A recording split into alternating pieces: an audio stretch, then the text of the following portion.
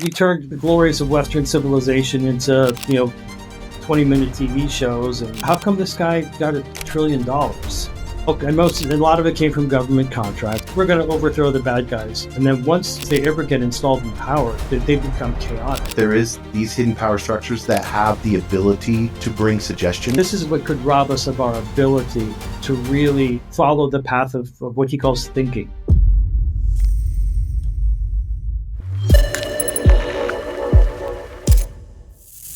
Guys, super excited. Here we go. Now, this is our, fourth episode, I think? Fourth or fifth? Fourth, yeah. So this is, and this was going to be a fun one, guys. So don't turn us off. We're going to get all into secret societies. So this is really cool. Before we get started, Eric, I want people to buy your book, one, to support you. I know you're writing another one or you finished one.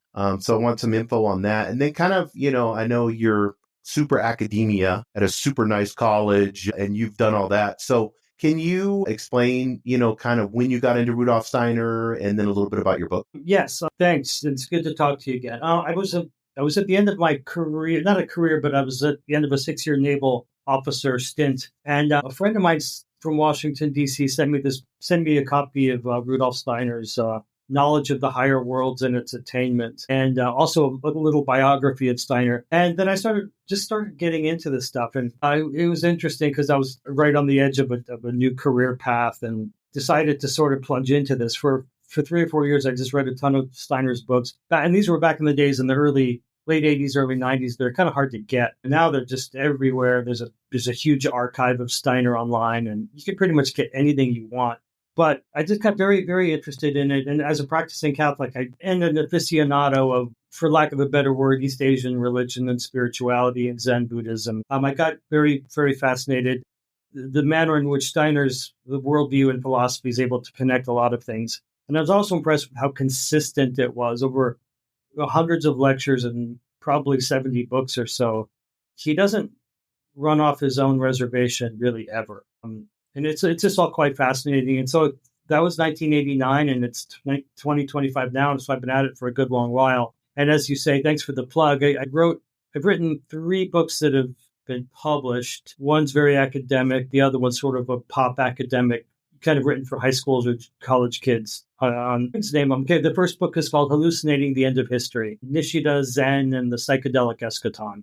And it's a fusion of Zen Buddhism, a study of Japanese fascism, and the psychedelic culture in post-war America. So it's kind of all over the place, but it's really fun. And then the second book is just a very user-friendly history of Zen Buddhism. And then the third one is the one we're talking about now, I suppose. It's called the Luciferic Verses. And it's now published by Lindisfarne Press, which is a subsidiary of Steiner Press. That's the stuff we've been talking about, I think, over this last year and a half or so is pretty much from that book. So that's amazing. And today you've studied secret societies, and Rudolf Steiner, a lot of people don't realize this. He described secret societies as lines of connection. And they were kind of these lines of connections between the physical and the spiritual worlds. And there's even a secret brotherhoods. How do you, Eric, define their essence? What distinguishes a society pursuing esoteric wisdom from one chasing temporal power? Oh, that's a really good question. I think the so-called left-hand brotherhoods use esoteric wisdom to get temporal power. Mm-hmm. But there is a bifurcation, as you suggest there. I mean, Steiner talks about them. I guess left-hand path and right-hand path would be the way to describe this. But the left-hand path is pretty much, you can going back really to the creation of the world, where you have the first rebellious spirits and but Steiner uses the word retarded spirits or rebellious spirits who didn't want to evolve with the planet. They liked things just great the way they were. So they would get in the way of the divine plan of spiritual evolution. So that's where you've got this tension, the push and pull. Now, Steiner will say in several places that what we feel is evil. What is evil is really just a good that doesn't belong to the appropriate time or place. Which is a horrible way to imagine the worst possible crimes that humanity inflicts upon itself. But to consider it from a very large standpoint, this is some misguided soul or spirit attempting to do what it sees as the good thing in a grossly disproportionate context, right? So yeah, so that's, I mean, although that's a tough one to swallow, that's what he sticks by that. So what we're always seeing happening, and it's from age to age and planetary incarnation to planetary incarnation, it takes on different forms. And so Atlantis, where we sort of situate ourselves in a post-Atlantean context, Atlantis was a place where there was a definite clash between groups trying to attain wealth, technological power, political control, and another group seeing themselves as being the bearers of the true mystery of creation, which is ultimately and always a loving self-sacrifice on behalf of the world. So these are the two push me, pull you things that constitute the brotherhoods. Yeah, and we're going to get into this because secret societies, I want people to understand there's a spiritual realm and then there's this material aim. And Steiner differentiated between societies like the Rosicrucians, for instance, who were seeking conscious immortality, and then those like the Illuminati who were swayed by Ahrimanic forces, and that's in the Future of Ahriman. Yeah. How does he assess their intentions? And then, like, what criteria do you think he used? This is your personal opinion. What do you think he used to judge their spiritual integrity? I think that's a really good question, because what it always seems to, I guess we could go back. There's this really great, cool book, and I'll just plop it up for you here, the Temple Legend by Steiner, where he goes back to the Temple of Solomon. And one is, like, the one side is to give glory to God, right? The reintegration. And then the other is to create sort of a false world and a false kingdom. And this goes back to the garden as well, right? Where Steiner says that Cain was actually the offspring of an Elohim and Eve. So that Cain was sort of a half angel, half, and Abel, for his part, was the son of Adam.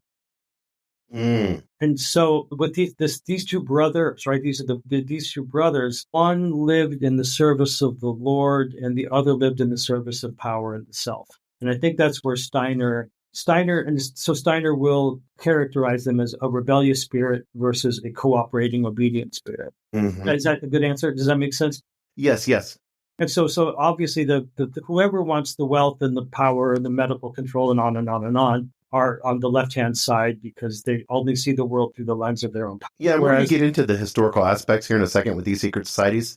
But I want people to understand kind of Steiner's basis in what he viewed, like, because intentions are important when you have something like this, whether you're guarding a spiritual and then allowing initiations to come through to allow people to be able to receive that wisdom, and I don't want to use the word earn, but that's kind of the idea, compared to trying to get into a society so that we can, get together secretly and progress some Ahrimanic, force, moving that force into power, like you said, mental control, whatever it may be. Yeah. And I think that boils right down to what you just said, the desire, getting together with your cronies to create, to propagate your own faction's desire for power in order to hijack the world and claim your own kingdom, or to acquiesce to the grand plan of the divine. And everything you do is for the purpose of the kingdom. You mentioned the Rosicrucians, and we know that they amassed a lot of gold. In their laws, the gold would always, the wealth would always be used for the betterment of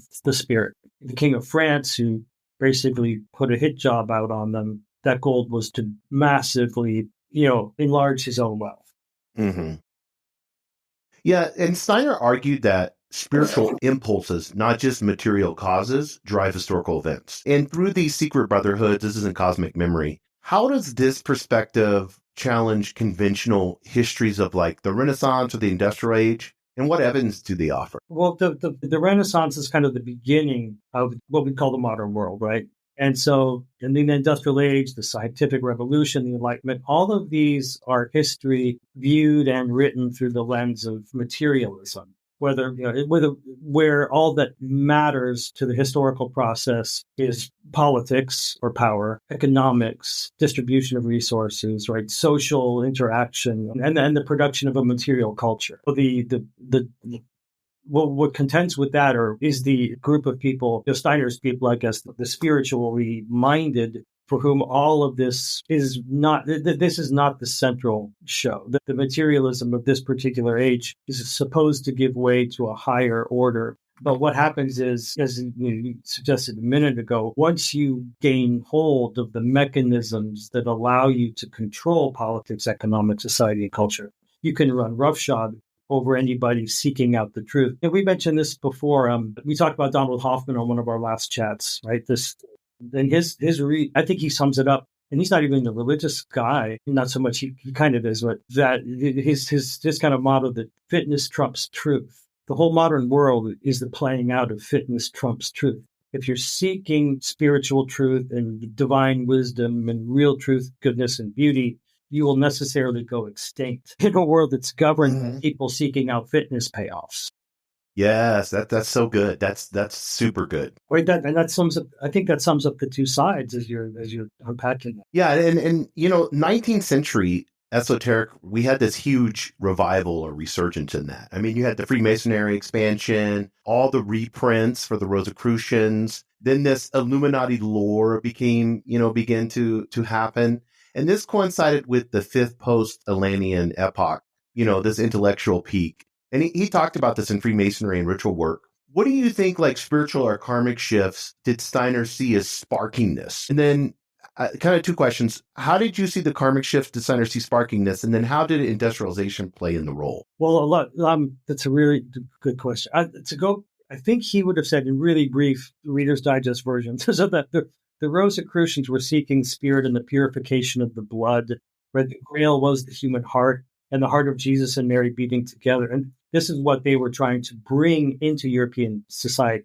And they get stopped by the King of France, who's just a greedy. So that creates sort of the problem between the papacy and the modern world. The modern world breaks out. So the Rosicrucian tradition will acquire something of a vengeance tradition. And what we see, and Steiner talks about this, is that the Rosicrucians were sort of, or the Templar Knights rather, the Templars were co-opted by the Rosicrucians. And then the Rosicrucians were sort of co-opted by the Freemasons. And the Freemasons are co-opted by Jacobins and the political clubs in Paris that gave us the French Revolution. So you're seeing this persistent attempt to bring the Christologic mystery back into the mainstream in Europe and stop every time by some power that is able to infiltrate their group, co-opt it, and then turn it into their own. And then when you mentioned industrialism, 1840 was the year that Steiner said a great war in heaven began. And this is smack in the middle of, the British Industrial Revolution is pretty old by then, but this is when Germany and France and the rest of the countries in Europe are really industrializing and taking the French Revolution into higher orders of social rebellion. And so Steiner says that this was actually coincident with a war in heaven, and that lasted until 1879. And in 1879, the archangel Michael led an army that defeated these rebellious spirits and cast them all down to earth. So what we literally see since 1870 is an earthly terrestrial realm populated by dark spirits that have been cast down. And it's probably no surprise that that's when they started inventing central banking. So all of the horrors that we might associate with the 20th century conveniently find their embryonic form in the 1880s and 1890s, right? So, and Steiner praised early Freemasons, for their selfless deeds. But then later, the secular drift that happened, what you're talking about, in lectures on Freemasonry, he talks of this. What do you think, as far as the Freemasons go, because we're talking about secret societies, how did their influence shape 19th century political structures? Because I think that's really important, like parliamentary systems. And then as people began to see the Freemasons and as they began to get more public, what's the truth behind conspiracy theories of global control? Yeah, that's a big question. So the Freemasons, we typically, they're people that we like to not like very much, right? For very good reason. And given what they are now, I would place myself in opposition to their project. Steiner always preserved something of a soft spot for them in that when they came along, when the Rosicrucian charism had sort of exhausted itself and gone nowhere, mostly because it was being stopped by political forces. You have a group of earnest people who call themselves the Freemasons, right? And they're appropriating the Masonic imagery of this, the Temple of Solomon.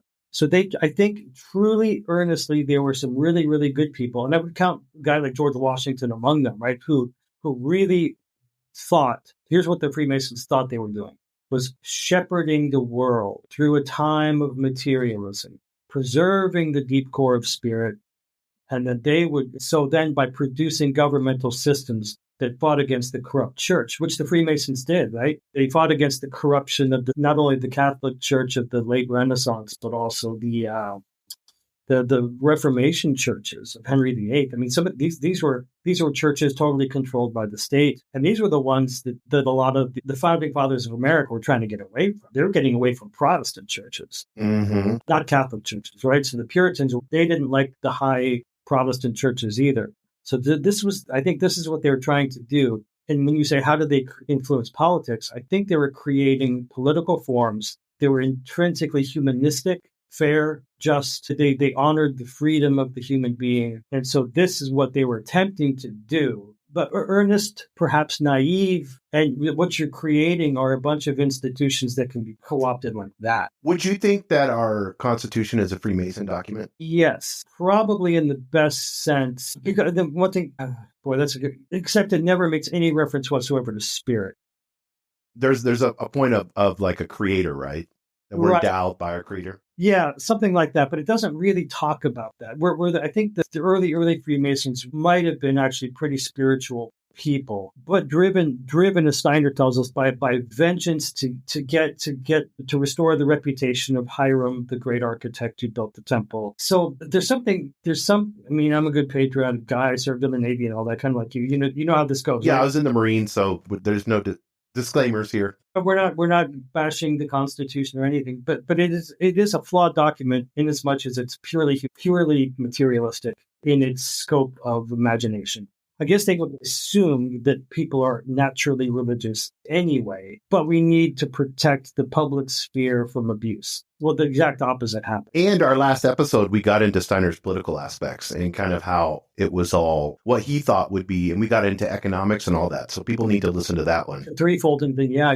Yeah, because that plays right in hands with this. As far as like in that time frame, because Steiner's, here he is in the 1920s. What do you think of like this global elitist? I mean, we'll get into that in modern times too, but like in that time frame, how do you think he was feeling about that, when with these secret societies as this global elite, the banking systems, like you said, is coming along? I think he was fearful that humanity had missed the last off-ramp to creating a happy society. A lot of it comes from, he wrote this really beautiful poem about the fallen veterans of World War One. One of the things about the dark societies of his day, he said that they were able to use, and you talked about this a minute ago too, the proliferation of spiritism in the late 1800s, the seances and the weird photography and all that stuff. But the left-hand societies were able to co-opt in the same way that maybe the Aztec priests were. And this gets into this horrible mystery of death and evil, where if innocent people are killed, then their soul can be used by the left-hand powers to gain a glimpse into paradise. Mm-hmm. So in other words, you kill somebody, a serial murderer kills somebody, they're not going anywhere good, but they have the ability to follow the innocent soul into paradise, which I guess becomes like a drug for them.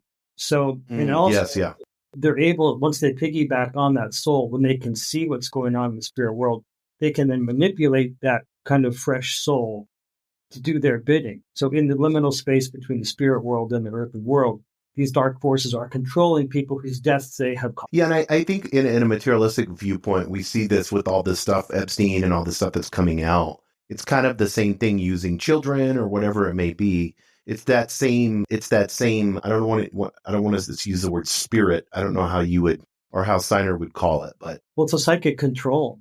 Yeah, there you go. Perfect. Yep.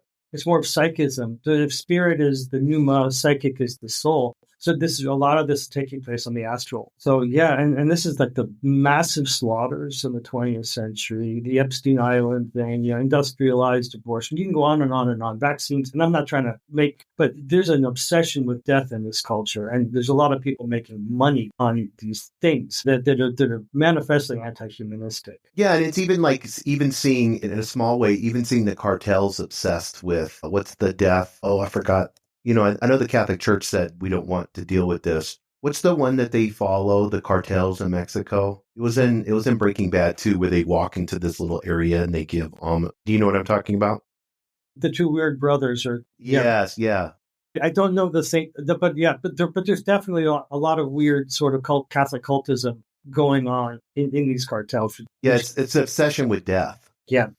Oh, yeah. Yeah, and it's so wild. And we saw that even in Venezuela, they talked about that, where there was this, a lot of those gang members were doing rituals and stuff like that. You can see that kind of combined together. So I don't want people to think this is like too crazy woo-woo. We're seeing that actually being played out. No, and these are echoes of the Aztec sacrifices, which are echoes of older sacrifices.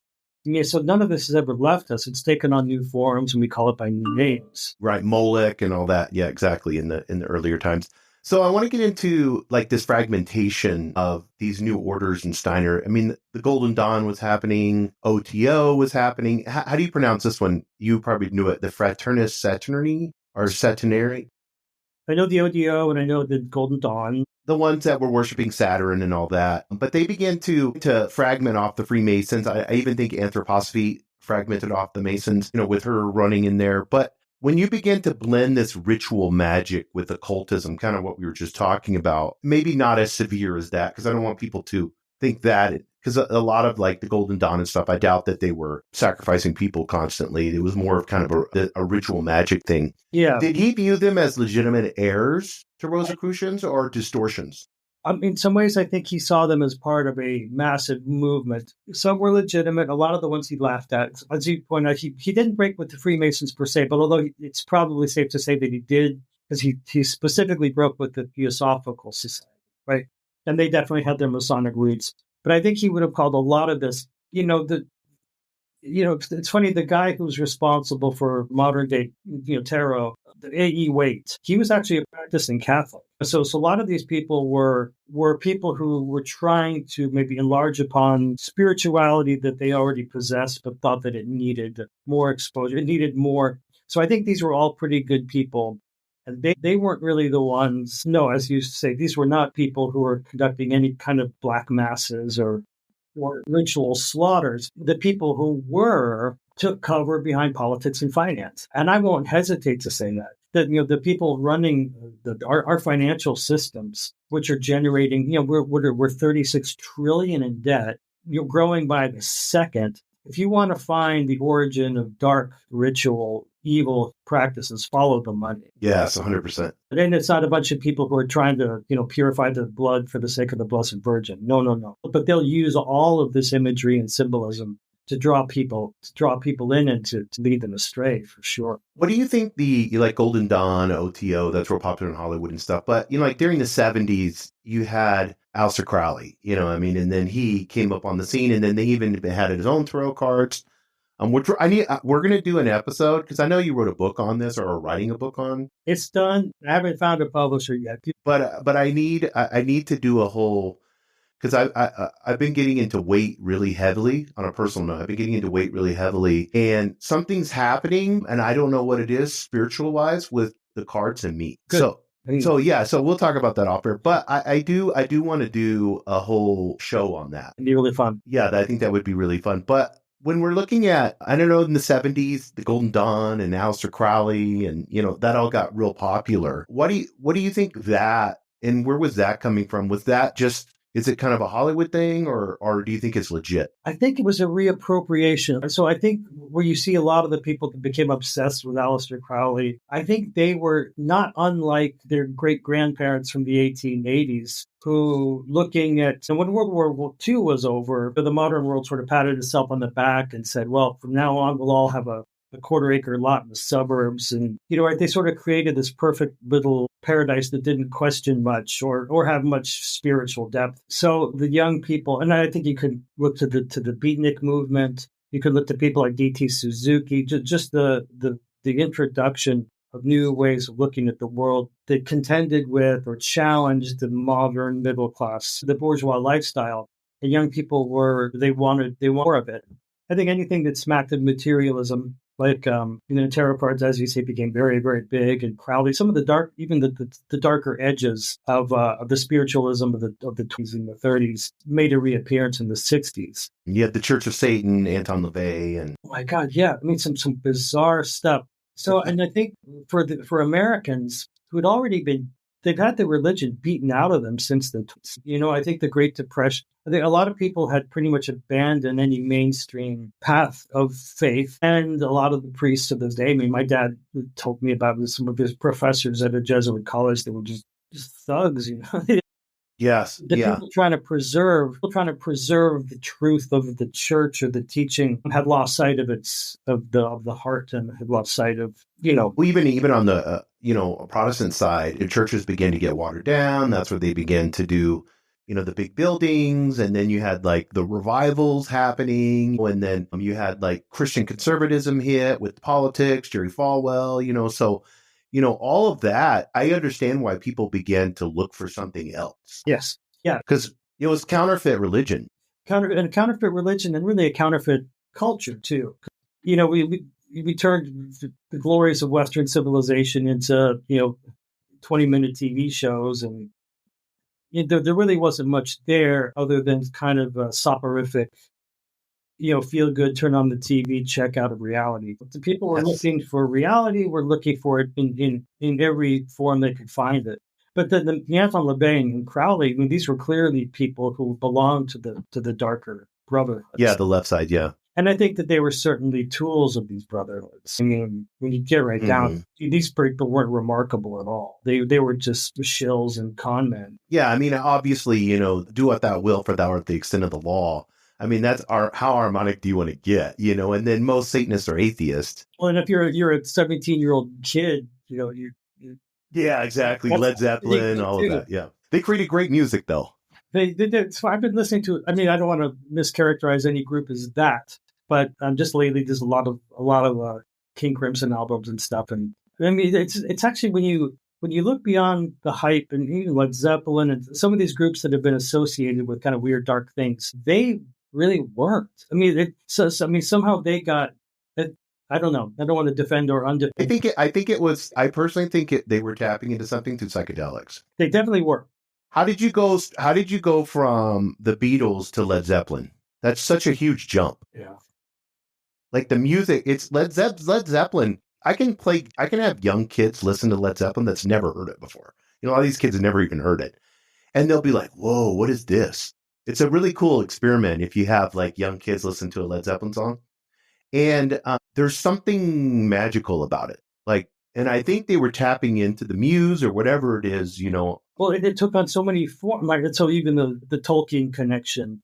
Yes, 100%. So there's this mysticism and fantasy literature, and everybody wanted some alternative reality that wasn't the middle class road. Mm-hmm. So then you get the seekers, and they're young and they're naive, and then that's when the abuses come in. And I'm sorry to say that our mainstream churches weren't there to protect these people or pick up the slack or give them something useful.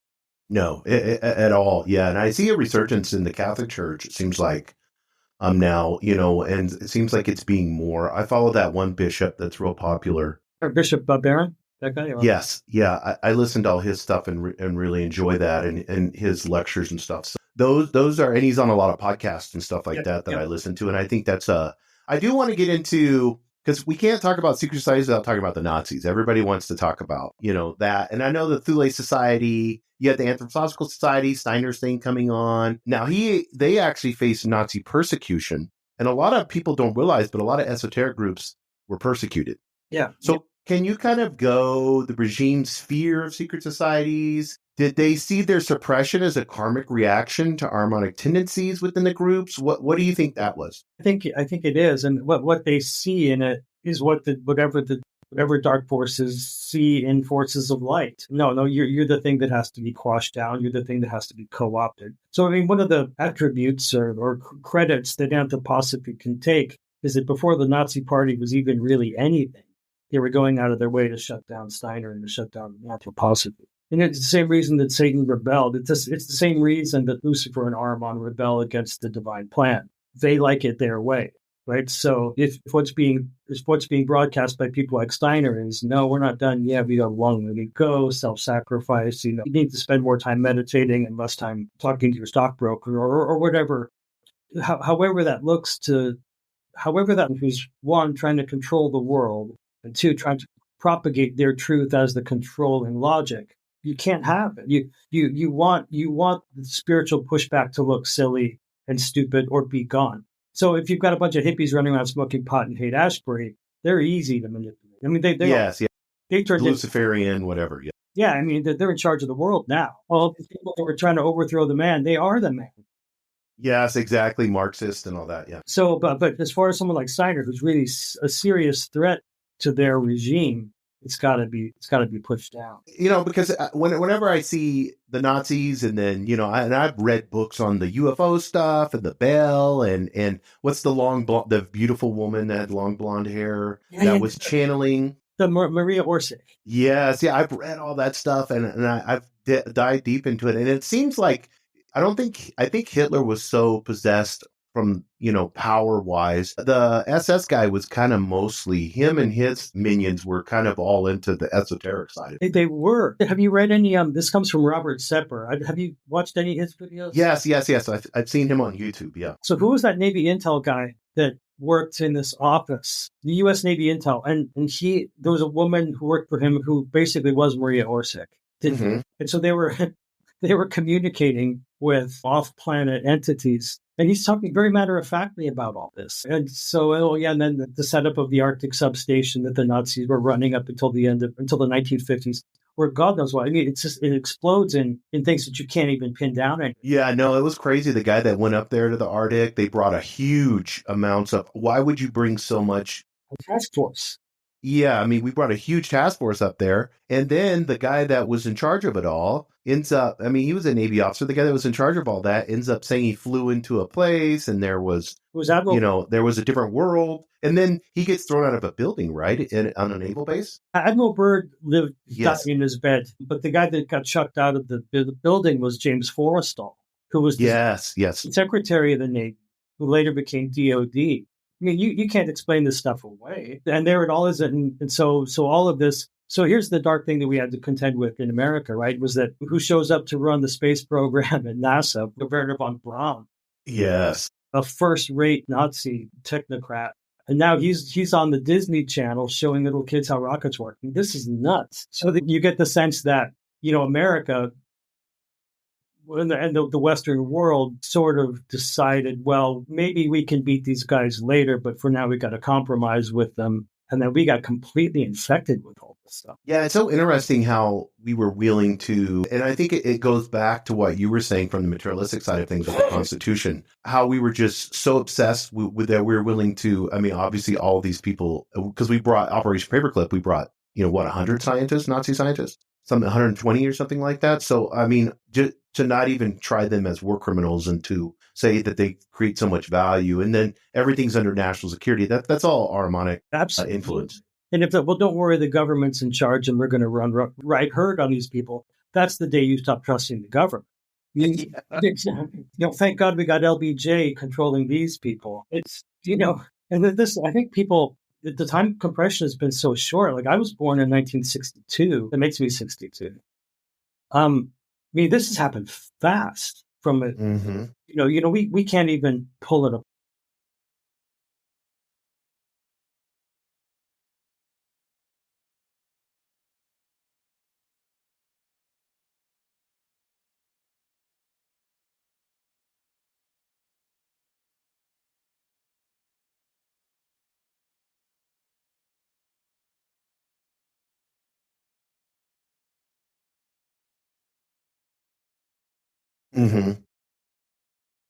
Yes, 100%.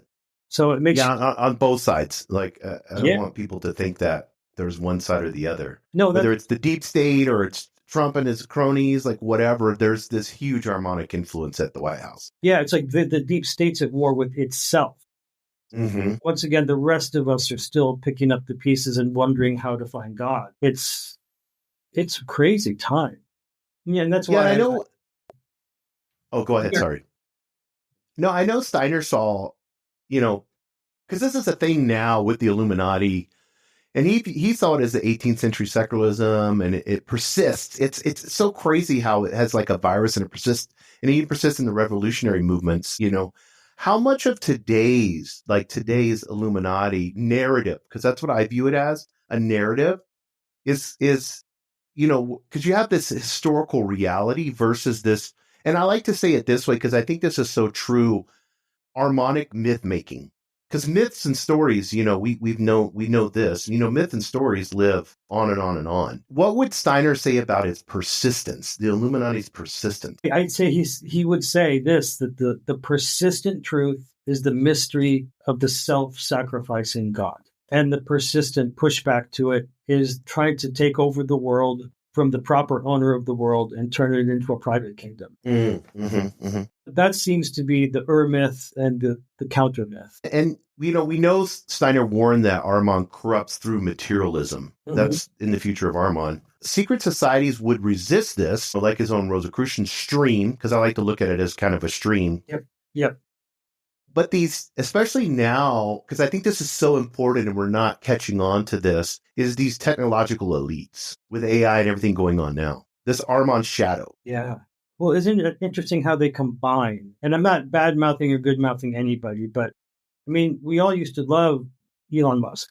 He had style. He was inventive. Yes. He was funny. I mean, and he has all those things. He is. But how come this guy got $1 trillion? Okay, and a lot of it came from government contracts. How come this guy has got sort of extra constitutional power to start? I mean, these are just questions and not judgments. But it's weird when you see the technocracy of a guy like Musk mixed with the Luciferic. So the Ahrimanic and the Luciferic are joined, right? Mm-hmm. It would be same on the left side if Kamala won and the head guy of Google came in. But that did not happen. So in other words, she doesn't work for that, or they don't, or whatever. They've been moved down the bench because they're all the same. They're all the same. Yes, people don't realize that part. Yes, it's all the same. And Trump, Trump is an interesting guy because he's like really Luciferic in his presentation, right? He's got bombastic style and gold all over his house, and right, he's showing, and he's not spiritual, I don't think in any sense. Although I don't know, I can't judge his heart or anything. But where he's made his money, literally and metaphorically, getting through to people with this fantastic style. But the style is he's the one getting the gold shipped over here, I would think. He's the one. I mean, so the Lucifer and Ahriman, as far as historical cosmic impulses, seem to be working very closely together. Right? Yeah, and you could see that, I love the Catholic Church, so I'm not going against it, but there are Ahrimanic influences in each religion. Oh, but, like J.D. Vance is Catholic, and I believe he's a devout Catholic and loves God. But you can see this, and then, Trump went to the Catholic, he was the first president in a long time that had went to like the Catholic, I forgot what they call that in New York, where they all get together and they kind of have the bishops and stuff. So you could see this huge, because obviously there's fractions, and we know this, in the Catholic Church, and there has to be in the Vatican this Ahrimanic influence. Yeah. Oh yeah. Yeah. Oh yeah. No. Yeah. There certainly is, and this isn't even bad mouthing. It's my church, and but the record of childhood abuses, sexual abuses is too colossally huge to ignore. Mm-hmm. And they keep saying, "Oh, thank God we fixed that problem." And it hasn't gone. Yes. It's still a huge problem. I think you're talking about the Al Smith dinner, right? Yes, that's what it's called. Yep. The Cardinal of New York gets all these people together, smoke cigars, and they tell jokes and stuff. Yeah, but that's become a huge central event, right? That's almost like it's a church. It's funny. But I mean, like in the Trump administration, it seems like there's more of, like JFK had this too. There's more of this Ahrimanic Catholic influence there. Well, I'm going to get in all kinds of trouble with people who may watch this from my side of the fence. This Pope has not done us any favors. He's Masonic. I mean, I don't. Here, a good pope should be extraordinarily humble, extraordinarily poor, scholarly, devout, like somebody whose life is really wrapped up in, like the early Templars, being re-Christianizing the world, re-sanctifying the world. And all of these people are just political hacks. Yes, 100%. Yep. He's a deep state operative, and I'm sorry to say that. I've said it in the company of my own people, but and now he's really sick, so I don't know what's going to happen. So I don't know. Yeah, no, and it's sad to see it because I feel like the Catholic Church has the most potential in a world that needs like something truthful. It does. It has all kinds of potential. It can reach out to Protestants again. It can reach out in a way that no other institution can. But it's reaching out to the bad guys more often than that materialism just, I mean, and there's so much, with the Vatican Bank and then money laundering. I mean, all that stuff. But and then I don't want to shit on the Catholic Church at all. No, because I feel like there's every time I go into a Catholic Church, I love it. There's a spiritualness about it. I feel like we need to be grounded in something that's traditional. Most people in their evolution of religion, and you're Catholic, for instance, but most people in their evolution of religion need something. I think that's part of when Marxism hit, especially into the universities and stuff in the early days in South America, what happened down there, you saw like this, I don't have any anchor. And then, because socialism provides nothing, like in the sense of I'm talking like that leads to communism, the stuff that we've seen in, there's nothing there. There's no substance. It turns into anarchy and well, there's nothing good out of it. It always leads to control and violence and mayhem, right? But it never really makes an appeal to the heart. It makes an appeal to the sort of resentful spirit. Yes, 100%. We're going to overthrow the bad guys. And then once they ever get installed in power, they become chaotic. Well, and I want people to understand this because I think we saw this with the woke stuff is the bad guy always changes. And with, when we see what happened in with Lenin and all that, millions and millions of people died. But then at the same time, it's like, no, you have 5 cows. So since you have 5 cows, you have more than I do. And then it's like, oh, no, you have 2 cows. So it turns into this, it eats itself. It does. Well, you were talking a few minutes ago about the central myth or the central narrative.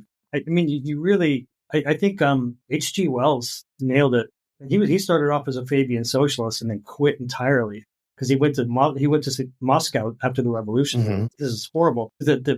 What Marxism is, communism is the assignment of an oppressor and an oppressed. And then there's nothing that the oppressor can do that's good, and there's nothing the oppressed can do that's bad. So one side gets free reign to do whatever the hell it wants in the name of some misguided justice, and the other side is irredeemable.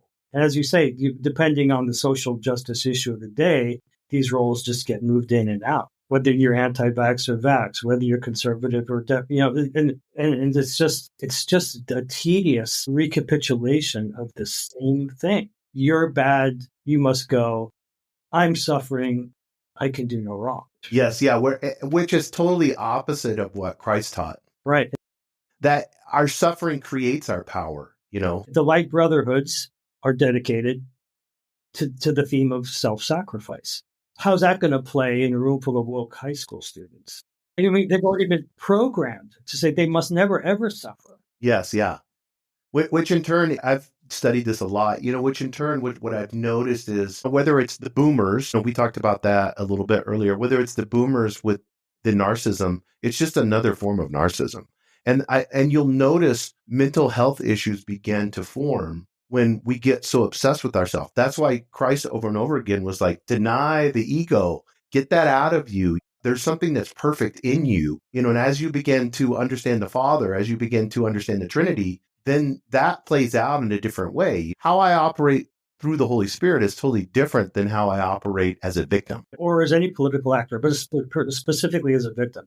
Yeah, to politicize your victimhood is to go against every, and again, it isn't just Christianity. It is the essential fundamental human mystery. Mm-hmm. Going back to the foundation of the planetary. In the Big Bang itself, we don't know what it is. Whatever this thing, this was a moment of God shrinking so that a world might come into being.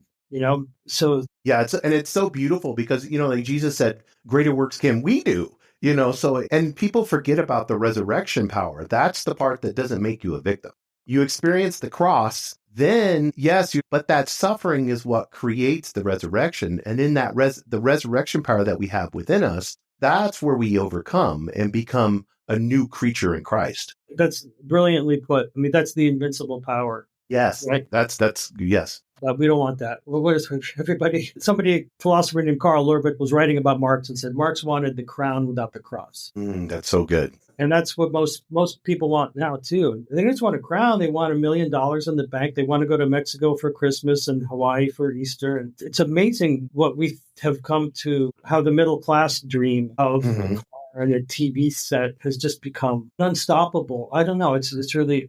It signals to me the success of some of these dark brotherhoods is to make our appetites just insatiable when it comes to our own material well-being. Yeah, he did the 1916 lecture, Steiner did, and he spoke of like influencing figures like the Tsar Alexander III, and he said that it was through suggestion. And this is what we're talking about when you look at a Kamala or you look at a Trump, because I want to make sure it's on all sides, Ted Kennedy or who's that real famous guy, Newt Gingrich or whatever.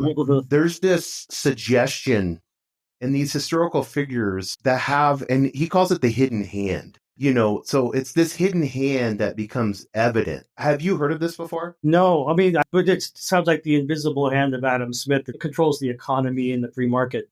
But the hidden hand that directs politics, right? Is that what you're saying? Yes, exactly. Yeah, directs our intermediaries of power. It makes total sense. I mean, it's clear because we don't really know who's running the world. We are looking at their deputies, their minions, I guess. Yeah, that's interesting. I kind of want to switch it, and we've talked about this before, but I want people to understand this. Reincarnation and whether you want to call it karma, but we talked about that. But reincarnation and secret societies. What do you have a view on that? Do you think that these are coming back in different forms? It would seem to be, if Steiner, if it's true that the darker brother, the left-hand brotherhoods are able to control the dead while they're in some sort of limbo state and use their spiritual power in order to control what's happening down here, then there must certainly be some ability to direct the way they reincarnate. Yes. Because this is for all the marbles, right? I mean, if there's what Steiner would probably say is that we come back every, I think every 2,000 years or something, 720 years or so, we'll reincarnate. We have to reincarnate into a set of completely different historical conditions in order to learn from that era. But people coming back more and more now, apparently, right? So the population gets larger, more souls are incarnating, and you would on a accelerated process. So it seems to me that once the soul is controlled or destroyed through some dark process on Earth, there's much you might do to control its future incarnations and its future activities in the spirit and the earthly world. Yeah, and he talked about that where it's like manipulating spiritual atmospheres. Yeah. And in the 1917 lectures, he went into and saw it's all like this oligarch brutality through technological control. He said that. So it's so interesting how we're seeing this Ahrimanic influence through technology coming in and then it controlling and manipulating these spiritual atmospheres. Do you think this is a new paradigm we're coming into? Yeah, I think with the advent of AI, I think we're seeing the signal technology of the Ahrimanic impulse, and it's going to be impossible to avoid. Because with AI, it started off a couple of years ago, pretty cute, Chat GPT, and you could translate letters, and then in my field, it's taken over. I mean, students don't do their own homework at all anymore. No, of course not. We're fighting against them just uploading a question to ChatGPT to get an answer to their questions. But the people that say, "Oh, don't worry, don't worry, this will be great," because AI. Imagine the scenario where you're a high school kid, you apply to a college, and AI is involved with this, of course, because they're running the applications for you, so they know you want to be maybe you want to be an English major or something. But they'll say, "No, look at your SAT scores, pal. You belong in physical therapy." And so, well, yeah, I'll get a job that way. So they're already going into that. Then by the middle of their second year in college, something is already figured out where they're going to go work. So they don't even have to worry about applying for jobs, right? And so these kind of technology could lay out your whole career path for you from the time you're in junior high. And you would think that's a good thing because it beats the mystery. I don't have to worry about getting a job or getting into college or even picking my major because this thing's going to do it for me. So it stops. I mean, the dream of the Enlightenment scientists was that someday with good science, we could predict history. Now we can actually produce the future. Yes. We could predict the future. Now we can make it.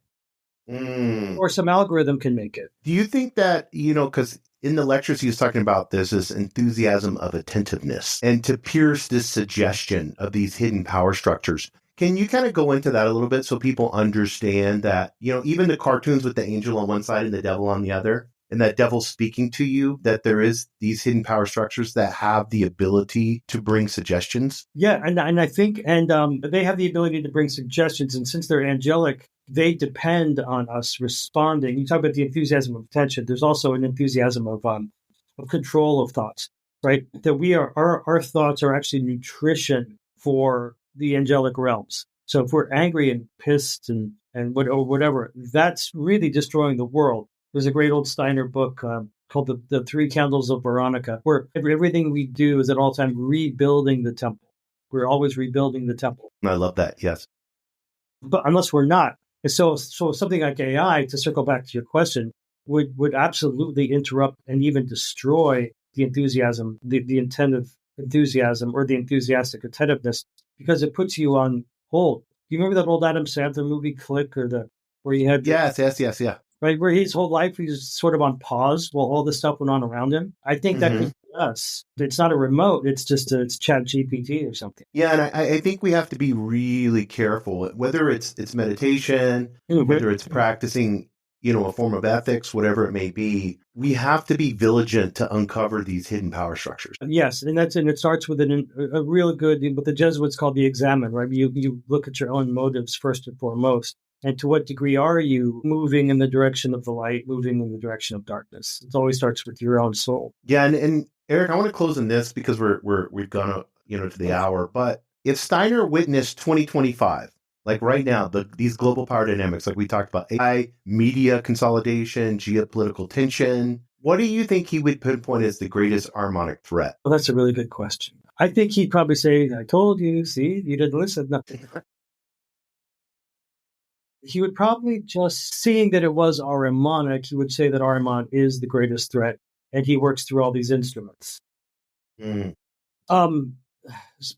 like you said before, when you go through the flavor of the day when it comes to the bad guys, it's almost like we can't figure out which is the worst. Is it being forced to take some vaccine? Is it AI suddenly deciding if you're going to be? I think it's AI. I think that AI, and this I kind of agree with Elon Musk. Although he seems to be doing his best to get in on the ground level of it, this is the thing that could rob us of what you're talking about. This is what could rob us of our ability to really follow the path of what he calls thinking, right? The path of thinking, the path of veneration. When you don't have to think anymore, what are you? Yes. And I think that would be, since thinking was at the ground zero of his whole method, he would probably really be nervous about computer technologies that can completely liberate you from the burden of having to figure anything out on your own. Yeah, you're so right about that. And I think he would rally us around that, and even if you're not spiritual, understanding, and I've gone through explorations of this, it's like, how do I best learn? How can I best not just learn, but how can I best think? And they've done studies on that. If you write a paper, here's a percentage of learning most people. If you just read something, like highlighting doesn't really work, right. Different things like that. And this is your profession for a living, So actually taking the time to study something and write a paper out, even if it's just for you, is a great way to learn. It's huge. I mean, it's better than listening to 12 hours of really cool YouTube videos. And I know this is your business and kind of mine too. We're all in this technology, but you can spend a whole day hearing fantastic presentations, but you don't hold any of it. You're better off watching Higher Density Living for an hour and then spending the rest of the day thinking about it. Maybe write a paper. Yes, thinking about it. Or you could use it, like AI's, it's how like tarot's the same way, tarot cards they can be used for bad or for good, So You could take AI, get the transcript of the higher density living, video, and then go through, put it on paper, go through and study it and write your own paper on it, or find the great way to do it is straw man and still man things. Like find your beliefs in things and understand, because I've asked so many people, it's like, spiritually, what do you believe? And that answer, you need to know that answer. Like I could talk to you about I rate you kind of like a Catholic mystic. That's probably fair. Yeah. And so, I could talk to you, we could talk for hours in what you believe. And it's more than a belief. I think you have a knowingness on it. And the only way you got the knowingness is the 10,000 hours you've put into it. I feel like I'm getting closer. I'm coming to the end of this earthly existence. I wish I knew a little more when I was 35. We all do. Well, but it does happen. It does happen. If you stay attentive and you go to what you just said a minute ago, you have to inject a discipline into this. You will have to sit down with the transcript or with what it is and say, I'm going to process this now. It's really brilliant to construct the straw man type argument for whatever. I always tell my students they should be able to argue their opponent's position better than their opponent can. Yes. Know exactly what you're arguing against, which means having a full sympathy for what they stand for. You really got to understand that they're just not being obstinate, right? But as far as asking someone they're spiritual, I don't think I've ever done that. That's a loaded. That'll get a lot of scared people. All right. Well, you get a lot of one answers, like, especially nowadays, especially younger people, they'll be like, well, I just believe in abundance, or I believe in the universe. Then I'm like, well, specifically, what does the universe mean to you? From a spiritual standpoint. And I know TikTok is offering you, and it's great. I love people coming in through spirituality, through, understanding the laws of the universe or whatever. We all come in through, you've come in through the Catholic side of things. I came in through, Christianity on the Protestant side of things. So everybody kind of has their own beginning.